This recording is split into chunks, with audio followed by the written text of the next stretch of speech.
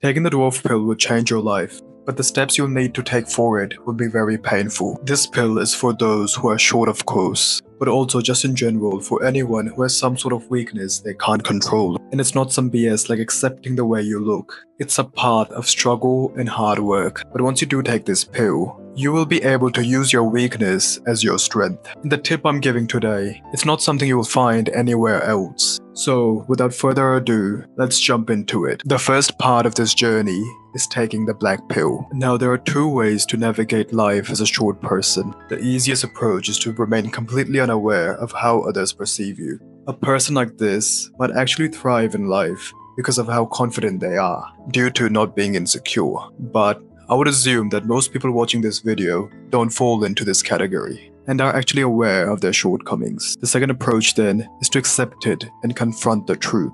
This is essentially what I mean by taking the black pill. Now, I'm not talking about being an incel or hating women or whatever. Let's set aside all the incel connotations. What I mean is that you need to accept that height does impact your life circumstances. Science is pretty clear. Research shows that each additional inch of height is linked to a 1.4 to 2.9% increase in weekly earnings. Also, as you might know, people view short people as less attractive and less successful. And even in presidential elections, height can influence who wins. Now, once you have accepted all this, you are ready to take the dwarf pill. There's a thing called the Napoleon complex, or short man syndrome. This is related to the famous warrior Napoleon Bonaparte, who by the way wasn't short, but was portrayed as such by his enemies, mainly the British. According to historians, he was actually average height, or maybe even above average. But that is besides the point. The Napoleon complex refers to using aggressive and domineering behavior to compensate for your stature. But sometimes it is misconstrued as simply the desire to be great. The former is bad, but the latter isn't. There is of course a lot that is supposedly evil about Napoleon,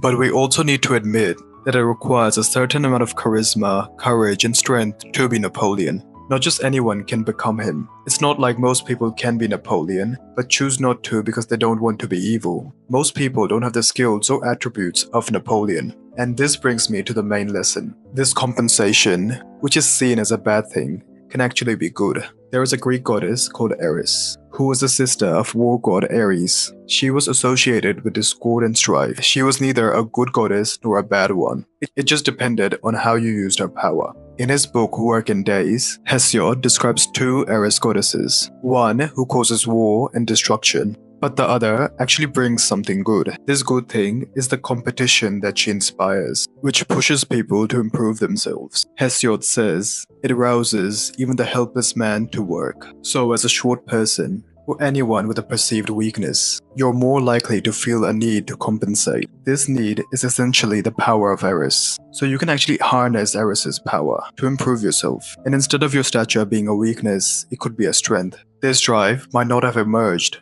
if you didn't have a weakness. And perhaps without it, you wouldn't become the person you're meant to be.